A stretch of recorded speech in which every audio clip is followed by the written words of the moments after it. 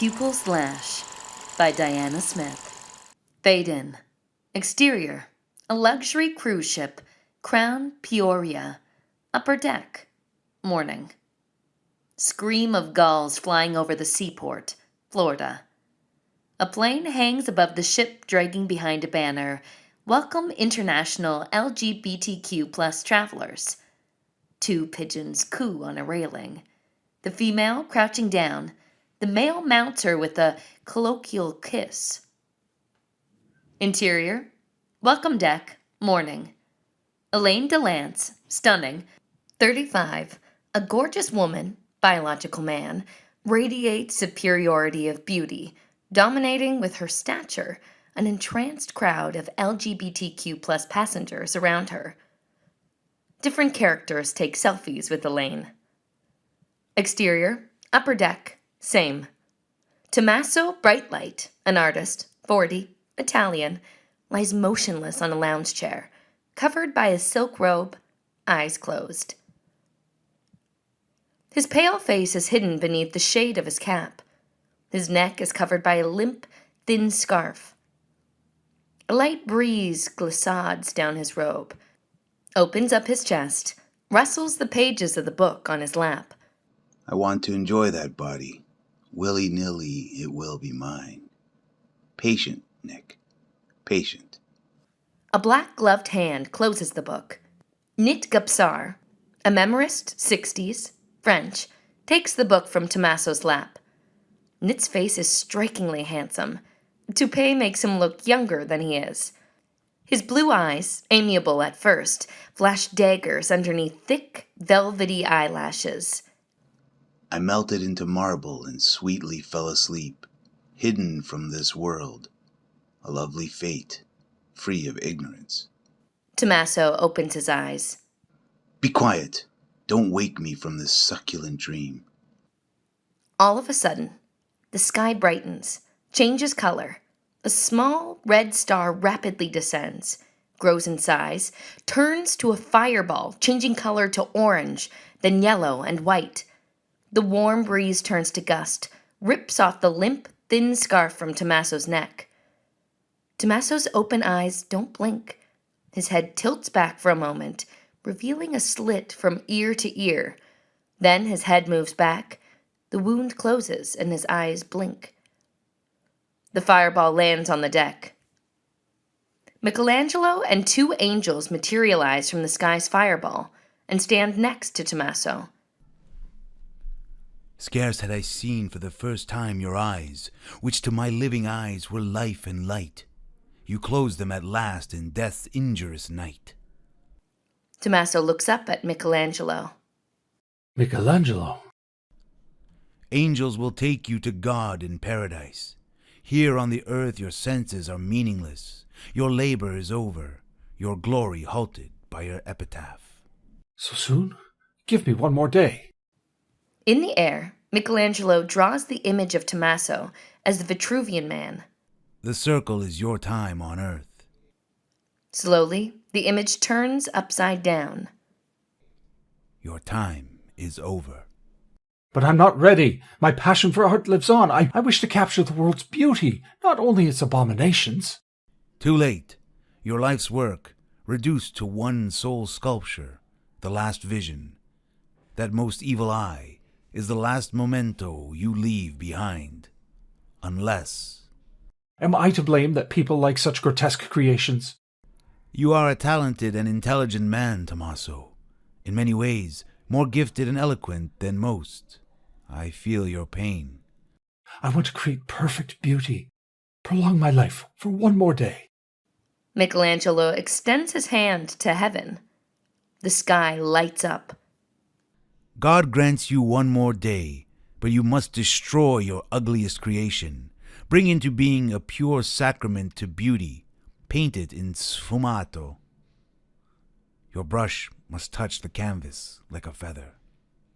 But nobody paints in sfumato anymore. That technique is long forgotten. Reclaim the light of your imagination. And if I fail? There will be no paradise. Hell's fire awaits. Michelangelo and the angel step back and disappear in vortex. THOMMASO stands up and takes off his cap. His brown hair, matted with blood, covers a bullet hole in his scalp.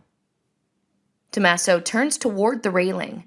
His silk robe slips, revealing several cut wounds on his back. Blood rolls down his legs. It started when we were in Spain and watched corrida. Exterior, Spain, bullring, day. Flashback. THOMMASO and Nit watch bullfighting. A small black box nestled at Nit's feet. A wider shot reveals Elaine DeLance. She sits in a VIP box, playing with a gold necklace on her neck. A retinue of admirers surrounds her. Who is that lady over there? Elaine DeLance, the actress, an American. A matador enters the arena with a muleta and sword. He performs his faena. Viewers applaud. A young bull breezes into the arena. The bull startles, then turns back to escape, but the gate behind him closes. Ole! Ole! Ole! Bravo, Matador! Matador! Nit picks up the black box. I'll induce the bull with white-hot rage. What's that? An electric manipulator. 2 electrodes have been implanted into the bull's hypothalamus. It must be painful for the bull. Nit smirks. Watch now. I'll push the button and the electrical impulses will ravage the beast's brain. He'll become enraged. Nit pushes the button on the manipulator. The bull stops, becomes incensed, turns towards the matador, attacks him. The crowd silences. The matador thrusts the sword between the bull's shoulder blades, straight into his heart. The bull hits the matador in the face, gouging out his eye. The matador collapses. The eye flies through the air and lands on THOMMASO's lap. The eye on THOMMASO's lap explodes, oozes liquid, like tears. THOMMASO is aghast. All the spectators scream and arise from their chairs. Even Elaine unwittingly shrieks out. The matador exults over the dead bull. Nit raises THOMMASO from his lap, slaps lightly on his face, touches his right earlobe. Are you playing with my mind? Wasn't it fun to see the flying eye? Just an illusion I created. An entertainment for me. And you. THOMMASO looks at Elaine. We are attracted to very different things. But I am eager to meet that beauty queer over there. You said her name is... Elaine? The matador bows, expressing his admiration for Elaine. Bravo, Matador! Matador! Interior arena, matador's dressing room, day. Nit and THOMMASO walk inside the arena to greet the matador. The matador invited me to meet him privately after the fight. Don't mix me up again with all of your tricks. You and I are 2 branches of the same human tree, THOMMASO. I am the scholar. You are the artist. It's fun to mix the sacred and the profane. They pass through the walkways behind the arena and come to the matador's dressing room. An assistant greets them. Mrs. Elaine DeLance is here. The fighter worships beauty. Interior, dressing room, hall, day.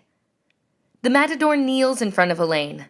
She takes off her gold necklace, hits him with unexpected violence, leaves the room. Elaine passes between Nit and THOMMASO as if they are not there. Stops. Locks eyes with THOMMASO. THOMMASO bows his head in greeting. Elaine hardly greets him back. Goes away. End of flashback. Interior, THOMMASO's art studio. Day. THOMMASO works on a sculpture, a giant human eye on a marble base. Nit sits on the model's bench, plays with his wand. A small red dog named Goji hides behind a marble sculpture of 3 graces, goddesses of charm, beauty, and creativity. From time to time, the dog growls at Nit, bearing little white teeth. THOMMASO, with the sandpaper, polishes the sculpture, finishes, steps back. It's ready. Only needs my signature. The silent auction is next week. I'm more interested in the public's reaction to my work. Nit moves towards THOMMASO as if he wants to hug him, but holds back his lust. I am not young anymore. I need a successor. I've made my choice. Me? That's incredible. You can show me how to bring the emotions of a human soul into my work. Does my dog have a soul? All creatures have souls. It's very tempting, but... The hypnotist, the magician, must be above desire. Even love? If only I want love, I merely have to beckon with my finger, and those whimsical coquettes will come at once, curl themselves between my legs like snakes, and lick my hand. Nit straightens into a magician's stance. Illusion, my creation. Nit pierces 3 Graces marble sculpture with his magic wand. The Graces come to life, step down from a pedestal as 3 seductive queers, hugging, kissing, spinning in aphrodisiac dance. Roses redolent sprout from gardens, elevate hills of hope in a human's heart. Nit waves to Graces. They step back and become the marble sculpture again. Your sculpture needs more I feel that... power. Before I die, I'll teach you how to create that attraction. In return, I demand a vow of celibacy. That's easy. My only love, my art, and this stone eye. I'm all yours. Promise to devote yourself to hypnotism, mind control, and the greatest of human arts. My work is done. I only need to sign it. Right, Goji? Goji wags his tail. THOMMASO, I give you these magnet chips. Look how they work on Goji. Nit removes 2 small magnet chips from his wand and clasps them in his fist. He brings them closer to the dog. The dog's hair rises up. The drain current will flow out of the sculpture and attract many more viewers. Nit installs the magnet chips inside the sculpture of the eye. The sculpture's eye opens. Nit closes the eye with his hand. This eye needs lashes. Nit yanks several long red hairs from Goji's whiskers. Goji yelps and wriggles. THOMMASO pulls Goji from Nit's grasp. Goji digs his teeth into THOMMASO's palm. Ow! Sharp little teeth. THOMMASO's bitten index finger. Nit sticks the red lashes to the sculpture's eye. The lashes flutter. My magic has revived the stone. Your sculpture is alive. THOMMASO squeezes blood from his bloody finger and uses it to sign the sculpture. It seems the beauty still eludes me. I want to reach perfection. Study with me, but you must vow to forsake your joy and amusement. I vow to forsake my joy and amusement. The dog, whining. Swear to sacrifice yourself to magic. I swear to sacrifice myself to magic. Remember, if you go back on your word, you will be punished. If I go back on my word, I will be terribly punished. The dog whimpers. Nit slowly moves toward THOMMASO. THOMMASO freezes. The dog wiggles and whimpers between Nit's legs, trying to stop him. Nit kicks the dog. Dog flies out of the scene. Create a mysterious apparition in the sky, which bursts and makes the earth disappear, leaving nothing in its midst. Nit grabs THOMMASO's shoulders, presses himself to his body. Illusion. Nit's soul invades THOMMASO's body for a flash. Nit disengages himself from THOMMASO's body. End of illusion. An ancient signet ring on Nit's finger. Nit slips a matching ring into THOMMASO's palm and closes THOMMASO's hand around it. Interior, art house, hall, day. Silent auction. A gallery of paintings and sculptures. Between them, on a red stand, is mounted THOMMASO's sculpture, the eye, with long, red glued eyelashes. Blonde hair covers half of an invisible face. Noise from the approaching crowd. Elaine and George, 45, enter the hall. A crowd of admirers follows Elaine, fills the room. I never heard of Mr. What is his name? THOMMASO Brightlight. It's kind of you, George, to bring me here. You must place a bid on Mr. Brightlight's art. You hardly glance at it. When a crowd is this worked up, it must be good. How much? You figure it out. I want to own it. 100,000? Too much. Remind me to tell my lawyer to cut my art dealer's fee. George elbows his way towards the sculpture, sees it, looks confused. He tries to catch Elaine's eye, but can't spot her in the crowd. Close on the bidding list, George's hand writes $50,000. Ada, Mark's assistant, 24, blonde, enters from the side entrance behind the sculpture. She crosses out the 50,000 and writes down 100,000. George sees that his number is crossed out. He writes 200,000 under Ada's number. The crowd surrounds Elaine. George hurries up to reach her. Ada takes the bidding list and crumples it up. An attendant, a lady in her 40s, collects the offers. She looks at the stand next to the sculpture, then around and under it, then through the papers in her hand. Finally, she hurries away. THOMMASO enters the hall. Ada steps back for a better view of the sculpture and stumbles into THOMMASO. I'm sorry, did I hurt you? THOMMASO Brightlight. Miss... Ada.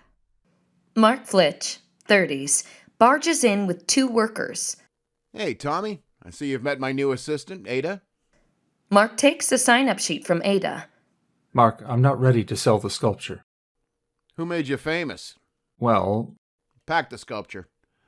We must be on the ship by 6. Here's your ticket. 2 workers wrap soft material around the sculpture. The eyelashes on the sculpture tremble. I'm not even packed. Ada will assist you. Ada, can you help THOMMASO get to the ship on time? Now go! Go! Ada and THOMMASO leave. Exterior, ship terminal, morning. Aerial view of Crown Peoria on the Gulf. Numerous cruise ships docked at the terminal. Angle on Ada and THOMMASO in the crowd, boarding the ship. Super, 24 hours left. 3 queer teens, Rhea, Ingrid, and Wicca, stare admiringly on THOMMASO, following him. It's him, one who did the last vision. THOMMASO Brightlight. Who is that girl with him? Moving shot. A car with a trailer. Mark drives. Bruno, 9, Mark's son, sits next to him. The ship's horn thunders over the terminal. A white limo cuts off Mark's car. A screech of brakes. Mark's trailer sideslips. Its back doors is thrown open, and a folded paper rolls and spins out, splits open. Numerous prints of famous paintings are thrown to the ground. The box with the sculpture, Last Vision, rolls to the edge of the trailer and stops. Long red lashes swing open. The eye winks. The limo stops in front of the walkway to the ship. George jumps out of the limo and extends his hand to help Elaine get out. Elaine is boarding the ship. A team of loaders follows behind, with several enormous suitcases. Exterior, interior, port, upper deck, morning. The ship leaves the seaport. THOMMASO and Ada enjoy the port's view from the upper deck. Rhea, Ingrid, and Wicca enter the upper deck and surround THOMMASO. Mr. Brightlight, please sign my autograph book. Stand here, please, Miss Flaming Hair. THOMMASO draws Ingrid's profile in her autograph book and returns her book. Mr. Brightlight. Oh, wow. Thank you. Miss, hold your head this way. THOMMASO turns Wicca's head toward the light. I'm Wicca. And the sonata laugh belongs to... Ingrid. I'll paint you as mermaids at sea. The frame freezes for a moment around the image of the 3 queers, then unfreezes and turns to deep sea screen with 3 kissing mermaids. Interior, ship, hair salon, day. Ingrid sits in front of a mirror, picking different types of lashes from a box, and tries them on. A stylist, queer, 20s, puts red eyelashes onto his own left eye. Have you seen the sculpture? I want to look exactly like that. I already have 4 clients who've requested the same lashes. I want this one. She holds up curly red lashes. Rhea and Wicca dart in. Oh, Ingrid, we were looking for you all over the ship. In the dining room, the arcade. You'll never guess who we saw in the casino. Rhea giggles. Who? A very charming old man, and with him, who do you think? Mr. Brightlight, the sculptor. I wish him to lose at cards all his money. Then he'll have to sell his sculpture. But he didn't play. Only that other man with the strange eyes. If Mr. Brightlight sells his sculpture, I'll buy it. No, I'll buy it. I have 2 other works by Mr. Brightlight in my collection. Rhea, stop. Ingrid, we need to talk to you. What about? Someone may outbid us. You mean Ms. Elaine?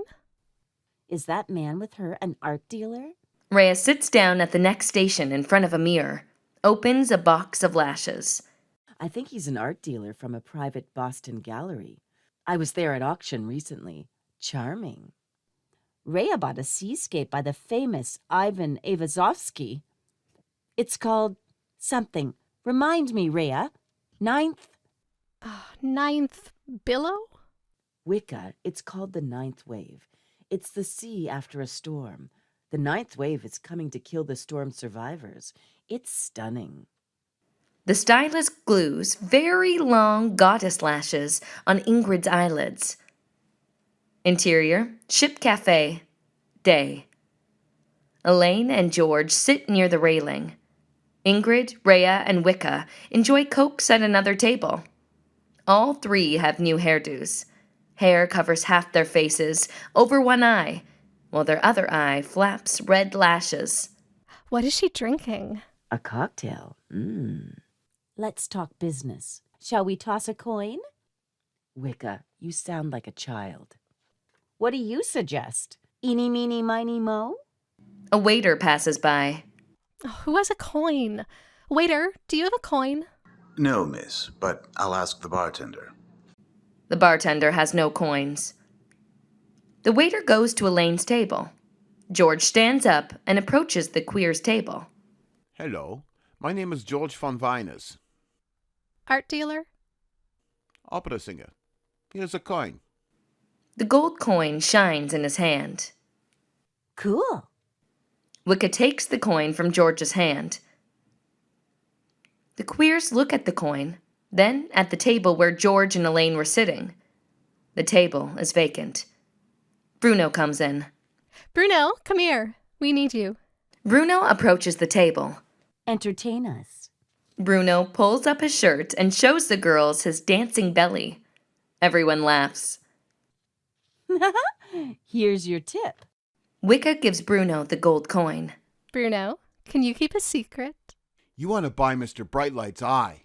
I do, but so do a lot of other people. Can you help me? I'm a businessman. But of course. Ingrid opens up her purse. Interior, ship's casino, day. Nit puts a $10 token into a slot machine, but he is not playing. THOMMASO sits in front of the slot machine. Close on the slot machine screen, workers pick grapes. A fairy arrives. She touches the grapevine with her wand, and the grapes become money. The money falls down into a basket. Bruno enters, hides behind Nit. Back to screen. The fairy waves her hand. Bruno touches the fairy on the screen before THOMMASO can. Back to screen. The fairy disappears. A little imp appears instead. He picks up the basket with the money and dumps it into a stream. One coin rolls out of the machine. The screen flashes. Take your money. You little devil. Did you extend my credit line? Bruno gives Nit more tokens. Ingrid told me she must have the sculpture. What about Wicca? She asked that we sell the sculpture to her only. Well, I'm not in charge of that. Mr. Brightlight, please sell the sculpture to Ingrid. I'd love to, but your father has the option. In fact, you're the owner. Do you have any more money? Bruno turns out both of his pockets. Nothing, see? Knit puts his fingers into Bruno's third pocket. Nothing. Knit performs a trick, pulling money from Bruno's ears, hair, and, finally, his underpants. Bruno laughs. The slot machine loses again and makes a loud noise. Out now. No children permitted to the casino. Knit and THOMMASO leave. Bruno sticks his tongue out at Knit's backside, revealing a gold coin in his mouth. He passes a slot machine and pushes every button on the way out. Interior, Art Gallery Hall, auction, day. Champagne bubbles. A miniature artwork on the stand. A mallet in Mark's hand nails the sale. Sold to Mrs. Ingrid de Chaucer. Applause. Ingrid is thrilled. Thank you. Now the treasure of our auction, The Last Vision by the famous sculptor THOMMASO Brightlight. The jewel in the crown. Workers set up the sculpture with the protruded eye. The Last Vision. THOMMASO and Ada stand near the hall's open doors. I feel uneasy about this. Something tells me I promised to destroy it. You promised what? But Mark optioned all my future work when I was just a student. And I really do need the money. Would you excuse me, Ada? THOMMASO leaves. Knit slowly moves his finger back and forth, hypnotizing the crowd. He stares at Ingrid. I must buy it. The initial price is set at 1 million. 1 million. Knit carries his gaze to Wicca. 1 and 100. Wicca, you promised not to bid. Did I? 1,500,000. 1,600,000. Wicca, do you have that much? My father will give me more. Knit's black stare hits Rhea. 2 million. 2 million one? Who will give more for the incredible work of Mr. Brightlight, The Last Vision? 3 million. Oh, no. Ada bursts into the auction. Stop. The Last Visions is not for sale. Everyone is stunned. Ladies and gentlemen, sorry to interrupt the auction. The artist has changed his mind. The auction is now closed. Workers carry away The Last Vision. The crowd leaves the art gallery. Did I perform well? Mark gives Ada some money. Excellent. Those ladies are crazy about The Last Vision. I want to sell it now, but something tells me to wait. Mark, why did you stop? Those queers were on fire. We could have gotten 5 million right now. Mr. Brightlight's piece will cost more tomorrow. THOMMASO returns. How much did it sell for? We're going to hang on to it for a while. I'm glad. Mark, I need to talk to you. I want to cancel your option. What? Tommy, you can't do that. I'll go broke. We have a legal contract. Mark gestures Ada to take THOMMASO away. Not now, THOMMASO. Let's go to the casino. Ada leaves THOMMASO out. Come on, Mark. Tomorrow THOMMASO will be in another dimension. You're right, Knit. The art of deceased artists always costs more. Aristotle believed that energy never dies. Paul Gauguin destroyed his painting, but he never lived an extra day. It was his wife, not him, who burned it. Mark, how about a couple hundred? What happened to the 1,000 I gave you just recently? Take it from my share. Mark opens his wallet. Interior, art gallery office, same. A worker finishes transferring pictures to the storage room. Mark sits at the table, busy with his paperwork. Bruno appears. Bruno, where have you been? They kicked me out. I must deliver the miniature to Mrs. Ingrid, cabin A530. I'd better go. Bruno, sit right here and do your homework. Bruno climbs up on a stool next to the table. Mark leaves. The worker drops the storage key onto the table in front of Bruno. Hey, Bruno. See ya. Bruno covers the key with his school papers and plays with his toy crocodile. He pretends that the papers on the table move. He plays with the crocodile, pretending to try to catch it with his bare hands. Bruno catches his crocodile toy under the papers. I caught you. Bruno hurts his finger on the storage key. He pulls the key out. The crocodile toy opens his mouth. Bruno pushes the key into the crocodile's mouth, pulls it out, and spins it around his finger. The key flies off and hits the storage room door. Bruno jumps off his chair, picks up the key, hesitates, then opens the door to the storage room. Interior, storage room, day. Bruno browses between the paintings and the sculptures. The last vision in the back of the room opens its eye. Knit appears behind Bruno. He holds the toy crocodile by the tail and sways it hypnotically back and forth like a pendulum. He leads Bruno to the sculpture. See, Bruno, that red signature? It is not paint. It is Mr. Brightlight's blood. Knit puts the crocodile on top of the sculpture. Hey, that's mine! Of course, take it. Bruno takes the toy and rubs Crocodile's jaw against THOMMASO's signature. The crocodile's tongue licks the artist's signature. Interior, THOMMASO's deluxe suite. Day. THOMMASO paints 3 graces. Ada watches. Suddenly, the paintbrush falls from THOMMASO's hand. A grimace of pain distorts his face. Close on THOMMASO's hand, the nail on his index finger blackens. What happened? My hand. Interior, art gallery, day. The toy crocodile eats THOMMASO's signature. Interior, THOMMASO's deluxe suite, day. THOMMASO's fingers elongate, then begin to gnarl. I'll call the doctor. Wait. Find Knit. Interior, storage room, day. Resume with Knit and Bruno. Give me that toy. Knit takes the toy crocodile away from Bruno. A knife glints in his hand. Knit cuts off the head of the toy. A piece of dried blood, from the signature, hangs from the crocodile's stomach. Knit pulls it off and sticks it back on the sculpture. Bruno cries. My toy! Watch, I'll show you a trick. I want my crocodile! Bruno picks up the crocodile's head. The head makes a face at Bruno. Bruno grimaces in response. I'll scare you and you'll be stuck with that face. You cut my toy! Tell you what, let's play auction. You sell me the sculpture and I'll give you $100. THOMMASO comes in. Knit, my hand is... He looks at his hand. It's normal. What? Nothing. Never mind. Hi, Bruno. Angle on a print in a dark corner. THOMMASO points it. In its day, people were utterly compelled by that painting. Close on the painting.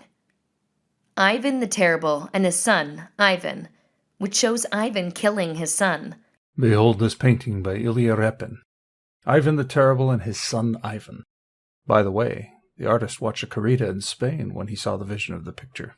Interior, Moscow. Tretyakov Gallery. Day. A crowd gathers in front of the painting. Mr. Ruslov, museum curator, presents the picture to the gatherers. The concept of bloody paintings originated with the assassination of Tsar Alexander II. Exterior, Catherine Canal. Day. Flashback. Super. St. Petersburg, Russia. 1881. Assassination of Russian Tsar. A crowd of about 20 people waits on a narrow dock platform for the Tsar's procession. A boy climbs up a cast-iron lattice fence. Angle on conspirators.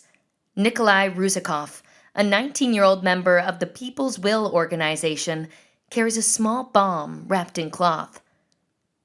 Wider shot reveals Ignat Grinovitsky, another member of the People's Will, standing near a balustrade's granite column. He hides a shrapnel bomb. The third bomber, Ivan Emelianov, clutches a briefcase with a bomb and leans back against the fence. Sofia Perovskaya, 27, Russian girl, signals them by waving her handkerchief. The boy on the cast-iron fence points to the right, towards the Tsar, Alexander II, in a bulletproof, closed carriage, approaches, surrounded by 5 Cossacks on horseback. A Polish noble sits on the coachman's left. The chief of police and the chief of the Tsar's guards follow the Tsar's carriage on 2 sleighs.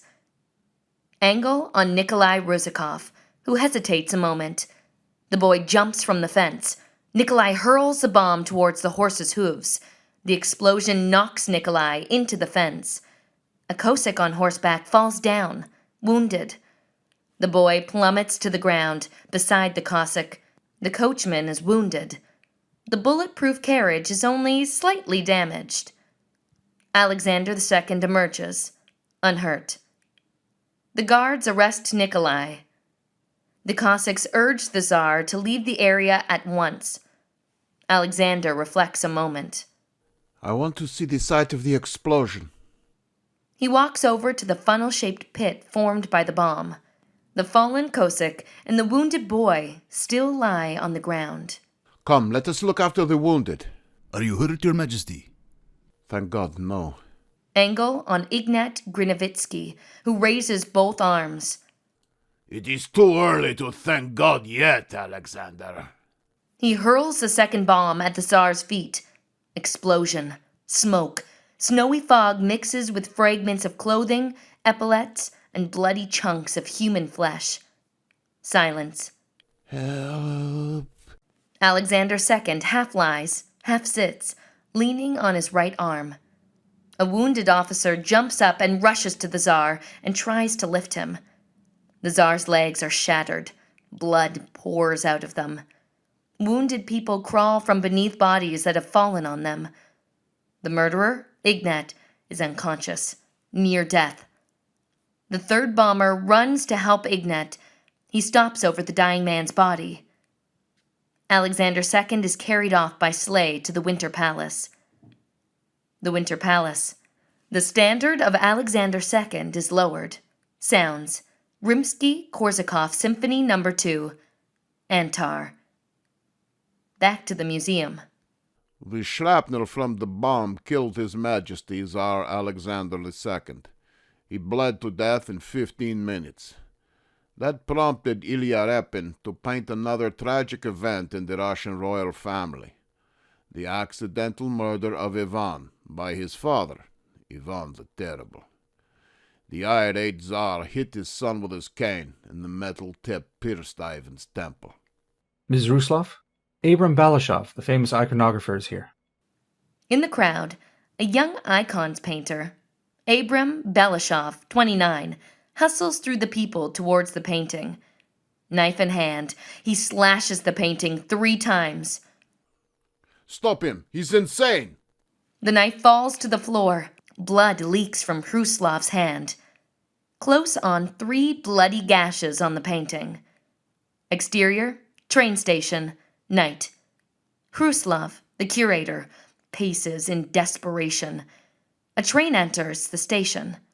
It's my fault. I did not protect the painting. Mr. Hruslov jumps onto the rails. End flashback. Interior, storage room, art gallery, day. The violence of the painting seems only to beget more violence. Was he buried? After the train cut him in pieces? No, the Tsar Ivan's son. Ivan the Terrible jumped into his son's grave and wanted to be buried with him. Nit snaps Bruno with his finger. Be a good boy, Bruno, or Mark might hit you in the head. I want to take back my sculpture and cancel Mark's option to sell it. I have a feeling the piece will cause something horrible. I need to destroy it.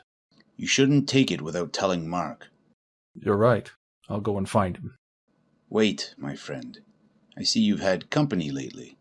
You mean Ada? Remember, your soul must be free in order to learn the magic. She's a nice girl, Ned. Nothing more. Tommaso leaves. Nit picks up Tommaso's sculpture. Bruno creeps behind the storage door and whistles. Police! Nit looks behind the door. Bruno, imagine that you are your father, an auctioneer. What will be the price of this sculpture? $100. How about a silver coin and a trick? Here, help me tie it up. Bruno brings wrapping paper to Nit. First the silver and the trick. Nit gives him a silver coin. Don't say a word to your father. If you do, the Tsar Ivan the Terrible will find you and kill like he killed his son. Nuh-uh, it's just a picture. But what about my toy? Please put it back the way it was. Knit carries the sculpture away. What about my crocodile and the trick? Knit stops at the door. The trick is in the painting. Look at it without blinking. Just watch. Knit exits. Bruno sits on the floor, staring at the painting of Ivan the Terrible. Don't look at me. I'm not your son. Close on a hand as it grabs Bruno's ear. Bruno flinches. Mark's other hand lifts Bruno up by his shirt collar. Where's the sculpture? Who has it? Did you sell it again? Bruno squints up at Mark, but sees Ivan the Terrible instead. Ah! Bruno points at the picture of Ivan the Terrible. What? Mark twists Bruno's ear in a rage. We must find it. Will you jump in my grave? Mark stops, releases him, softens. I've lost millions now. Mark looks at his papers. Bruno cries. I sold it. We played auction and I got a silver coin for it. Here, I'll give you another silver dollar. Tell me who you played with. Mark gives Bruno some money. This is paper. I want silver or gold. You have gold coins in that iron box. Fine, I'll give you a gold coin. 2. Sure. Knit promised that if I kept my mouth shut, he'd give me another silver coin. With these, I'll have 5 coins. You'll have 4 coins. Now sit here at my desk and do your homework. Mark sits Bruno at his desk and gives him a paper and a pen. Mark locks the door behind him. Bruno is alone again.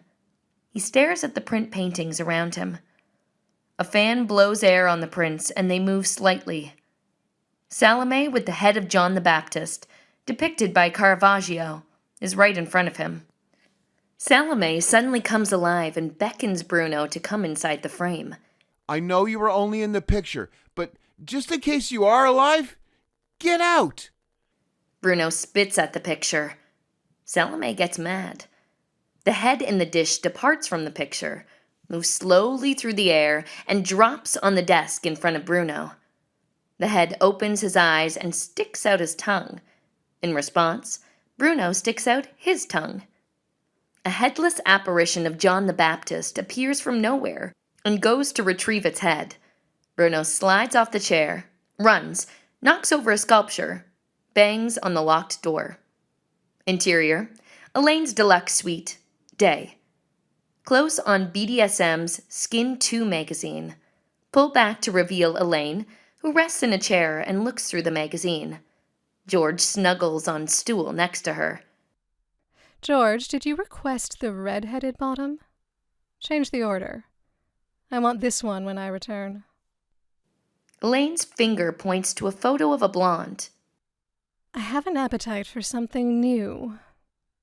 Ask BDSM if they have someone green and healthy on the ship. Yes, my love. Knock at the door. George stands up and opens it. Knit carries in the wrapped sculpture. Whatever Elaine wishes comes right to her. Good evening, Knit. Knit unwraps the sculpture, puts it on a corner table. Your muse laid bare. Elaine stares at the sculpture in shock. The sculpture shakes, falling down. Knit catches it. Interior, THOMMASO's deluxe suite, hall, bedroom, day. THOMMASO holds his eye. He doubles over in pain. What's happening? I have a sharp pain in my eye. I can't see. Let me look. Lie down. Ada helps THOMMASO to the bedroom. Ada, I want my sculpture back. I have to have it. I can't help you. I know, but something is telling me to get it back, now. I'll talk to Mark. Maybe he'll listen to me. Ada helps THOMMASO into a chair and looks at his eye. Beat. You're a lovely lady, Ada. Do you have a boyfriend? Tommy, that's personal. Oh, your eyes are red. I'll close them. THOMMASO and Ada kiss. I'll be right back. Interior, Elaine's deluxe suite, day. Close on the last vision. Elaine, George, and Knit huddle around it. I don't want it. You must. You bid on it. Everyone loves it. George loves it. Knit's eyes pierce into George's eyes. George's mouth opens suddenly, wide with delight. It is impressive. That lovely eye emanates pure animal magnetism. I must kneel to it. George kneels, kisses the sculpture's base. Oh, George, please. Put more water in your whiskey. Nit shifts his threatening gaze to Elaine. He extends his hand as if to touch her earlobe, but instead takes her hand. At once, Elaine stands up, resisting. Oh, you brought the heat in with you. Close on Nit's long, thick eyelashes. The eye is alive, you know. It wants your love. I want your money. Elaine is now hypnotized. This is impossible. Am I dreaming? The eye is open. It's alive. It's looking at me. I feel its power reaching inside of me. The vision sees everything. Nit checks to see if Elaine is completely hypnotized. Take off your necklace. Elaine tears off the necklace, breaking the lock. She holds the necklace in her hand. Oh, it cries. Oh, I'm in love with that eye. It haunts me. Nit drops Elaine's hand, takes the necklace. Elaine falls back into the chair. Nit plays with the necklace. I want $5 million. George, give me a pen. George gives her a pen. Elaine goes to the desk. George opens her checkbook. Elaine's hand writes the numbers on the check. Nit takes the check, leaves, dropping the necklace next to a whip. The eye on the sculpture smiles. Elaine slowly comes back to herself. She touches her neck. I've lost my diamond necklace. The whiskey in that Manhattan couldn't have been top shelf. The cherry was sour. My tongue is still burning. George shakes his head in surprise. It's here, darling. George takes the necklace from the table and passes it to Elaine. The necklace's lock is broken. Broken? George, you're drunk. Get out. What's that? It's a sculpture. You demanded it. That's the scariest thing I've ever seen. Cover it up. Put my shawl over it. George covers the sculpture. It's famous, Elaine. It cost millions. THOMMASO Brightlight created it. You bought it? You ordered me to buy it. I lost it once already at the silent auction. You were angry, don't you remember? You punished me. Ah, yes. Remember now. Interior, ship hallway, day. Ada looks through the glass door into the art gallery. Close on the empty stand where the last vision once stood, Bruno appears. Good evening, Ms. Ada. Will you take me to the casino? You want to lose all your money? Can't you go alone? I'm supposed to have an escort. Ada looks through the glass window into the gallery. Where is the last vision? I sold it. Sold? Oh dear. For what? I got 4 silver coins. And now you want to lose it in the casinos? You are a little gambler. I need to see Mark, Bruno, right away.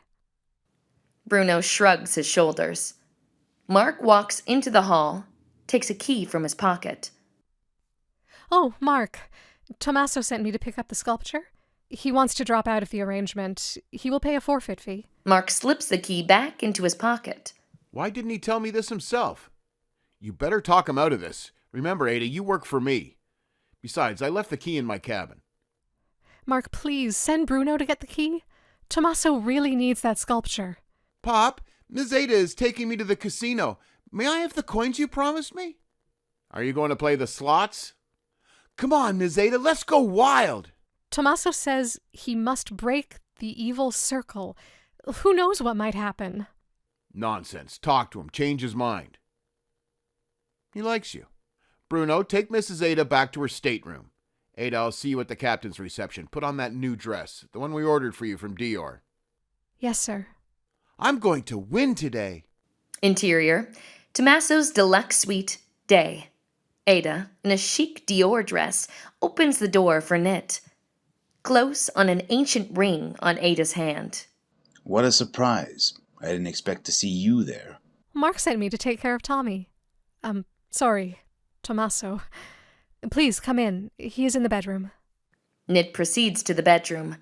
THOMMASO lies in the bed, sick. Did you forget my suite's location? On my hand. I think a scorpion stung me. Help me, please. The venom is so painful. Nit studies THOMMASO's hand. It's just a bite. THOMMASO's hand jerks up and twists. He screams in pain. The flowers I sent you have wilted. My book lays closed on your desk. Not up to studying. The pain won't let me concentrate. Pain or Ada? You swore of your own free will to be my disciple. You toyed with me, did you not? I revealed to you the secret of my mortality.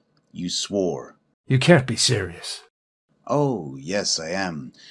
As soon as I decided on you, my new apprentice, voila, a girl appears. I've had an apprentice that broke his vow before. I'll tell you. Ruff was his name. Exterior, Paris Street, evening. Flashback. He wasn't the first or last, but I was attached to him. Where was I? Hotel de Louvre. Hotel de Louvre. Nit walks out of a hotel, gets in a cab. Interior, exterior, cab. Moving. Evening. The driver points out the gaze for pay on the street. The cab stops. The car window goes down. Nit beckons a young black guy named Ruff. Interior, hotel evening. Nit and Ruff have a private dinner. He was hungry, a ravenous boy. I took him home. We were happy there at Kitty's Ranch Inn. Quick flash. Aerial view of Kitty's Ranch Inn. I had my tiger show in Las Vegas. He liked to assist me. Ruff was a good performer. Then he wanted more. He wanted to be my pupil. So I revealed to him my secrets. Interior, Las Vegas Theater. Evening. Ruff locks the gate which divides the beasts and human chambers of the cage. Nit spies on him. A young girl comes up to Ruff. They laugh and kiss. Ruff checked the safety latches. Nit returns and unlocks the latches. I checked them too. I ordered not to feed my tigers. Tigers roar. Show starts. The tiger's cage is on the stage. Tigers enter the cage. The cage is lowered beneath the stage. The beasts were starving. Ruff's body shined like black marble on that floor. Ruff lays on the floor above the cage. Snakes wiggle around him. His girlfriend runs to Ruff to give him the last forbidden kiss. Ruff jumps to the divided cage. Bondage tames both snake and tiger, and trains fierce woodland lions to bear their punishment. Tigers jump on the divider between two cages. The divider falls, and the tigers have their dinner. Nit drops a lighted torch into the cage. The fire rises from the cage below. Force of flame will suck the sap of youth, but warm old men and make them glow. I was inconsolable. But soon, The circus workers bring 3 lion cubs. a Manchurian monk, a friend of mine, sent me a gift. Nit pets the little cubs. End flashback. Interior, THOMMASO's deluxe suite. Same. Nit passes his hand over THOMMASO's face. Sleep now. THOMMASO sleeps. Ada enters the bedroom with drinks. Please help him. You look lovely in that dress, Ada. Ready for the captain's soiree? Yes, THOMMASO invited me. A nice girl like you deserves someone better than an artist. Nit takes a jewelry box from the nightstand and opens it. A diamond ring sparkles in the box. THOMMASO is a gentleman. And? Did he tell you that you're the most beautiful girl he ever met? Well, That's what I was afraid of. Nit takes Ada's hand, kisses it, sees that she is wearing the ring he gave to THOMMASO. He controls his anger. She pulls her hand back. do you think he'll be better soon? I'm not sure. His blood on the signature is decomposing. What can we do? May I suggest... Yes? Nit leads Ada into interior, deluxe suite, living room. If a lovely miss like you wants to please a man, what shall she do? I can't believe this. Come here, my muse. Let's play together. It will be fun. I'll make you happy. Give me a kiss. Nit grabs Ada, kisses her. She resists, fights with him, and pulls off his toupee. Ada points into a vanity mirror. Angle on their reflection. Nit fixes his toupee. Ada, in the Dior dress. Oh, look at us. You're a dirty, miserable old geezer. And I'm just a young girl. You're ridiculous. Get out, old man. Shh, silly girl. I'm an honorable man. You're like a little grasshopper crossing a hungry hawk. Close on Nit's huge dilated pupils, eyes like daggers. He grabs Ada's arm above the elbow and speaks to her, quietly and firmly. I'll show you who has the power. Sleep. Sleep. Go to eternal sleep with open eyes. Ada stands still in a stupor. Your volition is now under my rule, so listen closely. Forget THOMMASO Brightlight. You now have an exciting, inexplicable attraction to a woman. Nit turns to leave, then turns around. Invite me into your virginal bed tonight. Goodbye, my little grasshopper. The door closes behind Nit. THOMMASO comes out from the bedroom. Sorry, I fell asleep. Who's here? No one. What time is it? THOMMASO admires Ada in her dress. You are so pretty. Let's go to the captain's party. What do you say? Nit must be furious. I've not visited him or read his book yet. It seems you are the only one in my thoughts, Ada. Interior, upper deck, sunset. A priest with followers at the far end says the evening prayer. Close on the priest praying. Inaudible. Ada and THOMMASO enter, dressed for the party. Shall we join the priest for an evening prayer? The priest and followers leave. Too late? It's so peaceful. See the dolphins? They've come for a sunset feast. Where? Oh, the sun is shining in my eyes. When I look at you, I want to paint your smile. I want to show the deepest color of your eyes and all your kindness. But when you paint, your brush makes narrow lines. Modernism dulls the image. Ada, please pose for me. I will paint you in sfumato, the old style. You'll be anything but dull. Trust me. THOMMASO bends down to kiss Ada. Ada turns away. What's wrong? I've never seen you in such a strange mood. Cheer up. Let's go meet the captain. Interior, hall/ballroom, evening.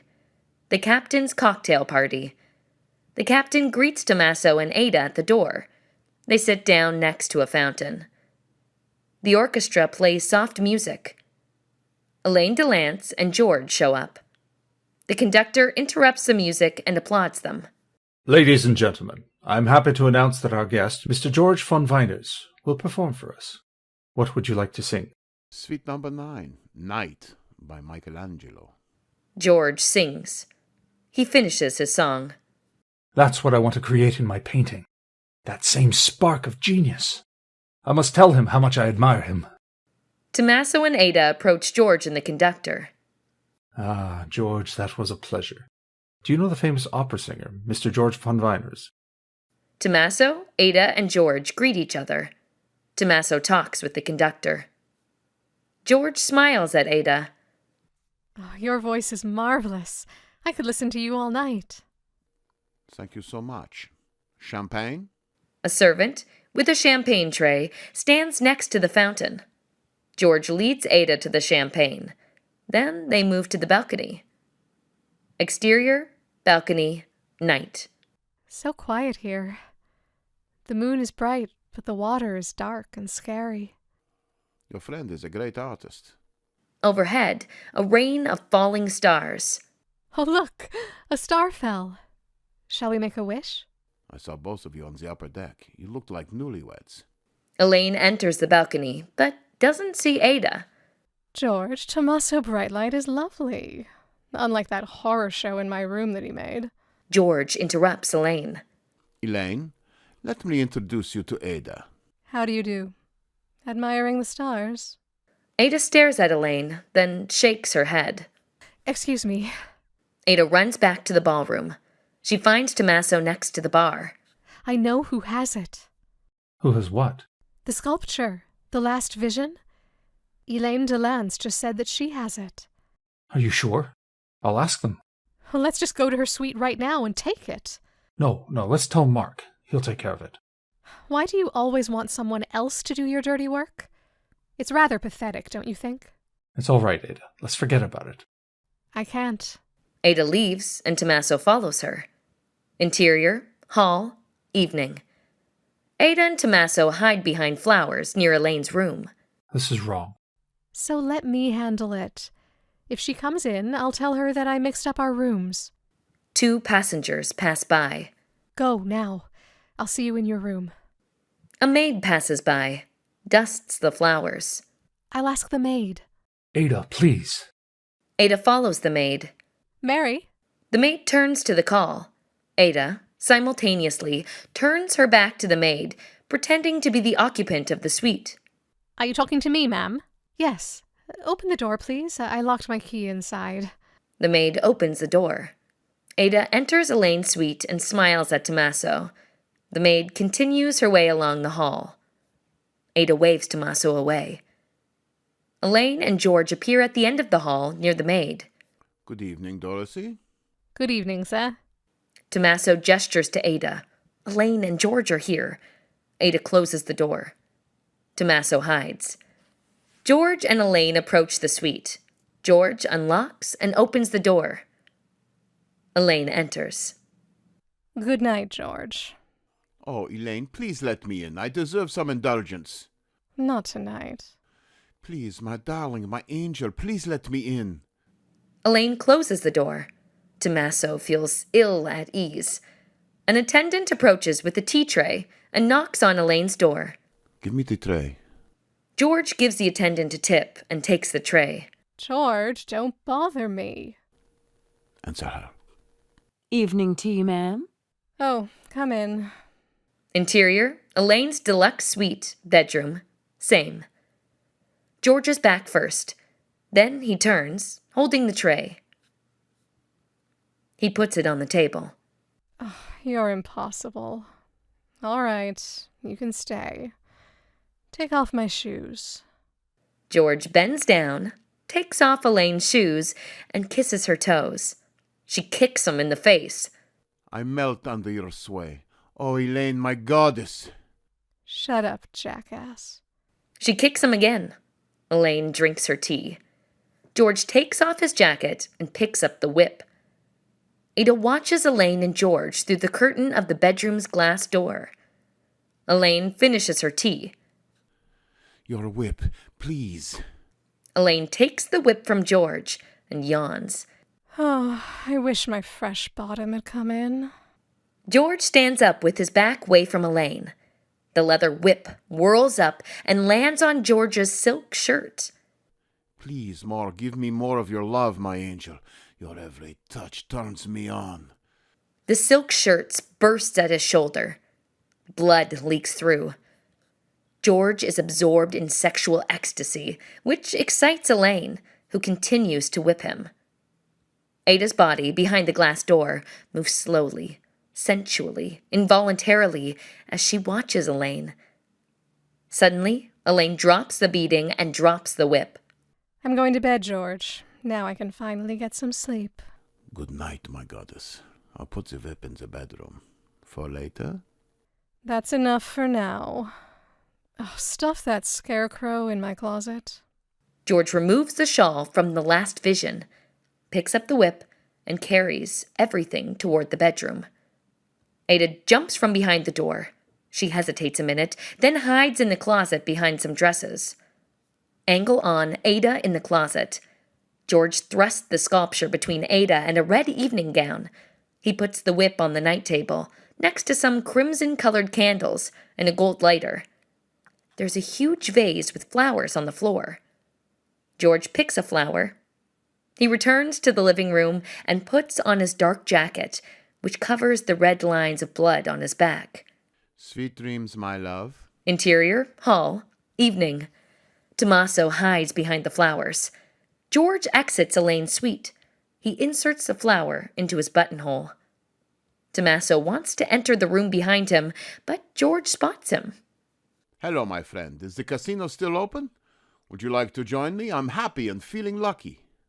George lays his hand on THOMMASO's shoulder and leads him towards the casino. Well, THOMMASO can't escape from George. Quiet. I am open to love. Take me. Interior, Elaine's deluxe suite. Night. Elaine sleeps. The clock strikes 1.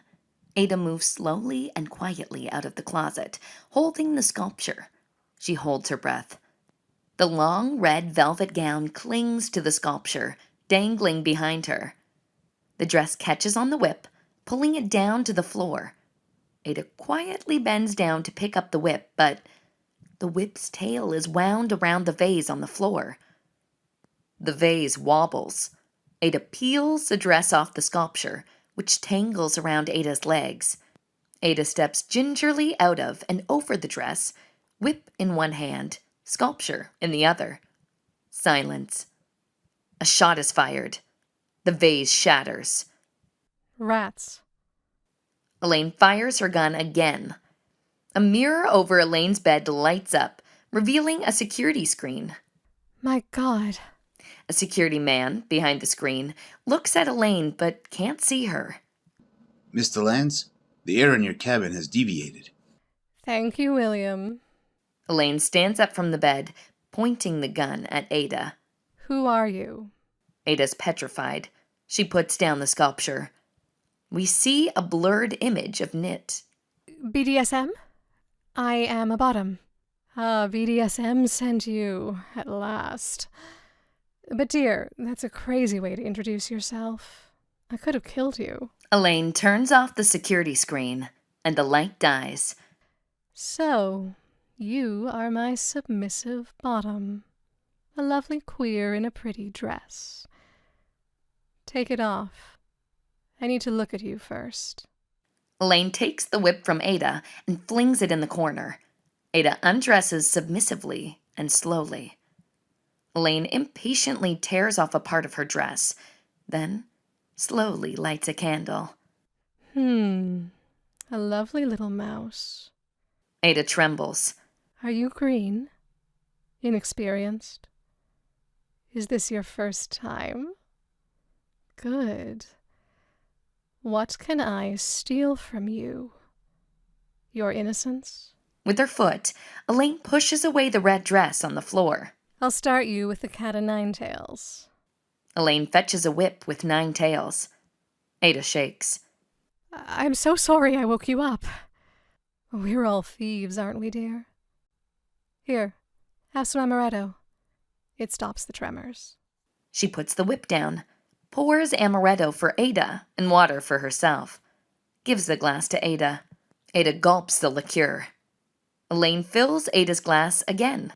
Ada drinks again. Liqueur dribbles down her chin. Elaine dunks 2 fingers in her glass and wipes liqueur from Ada's lower lip.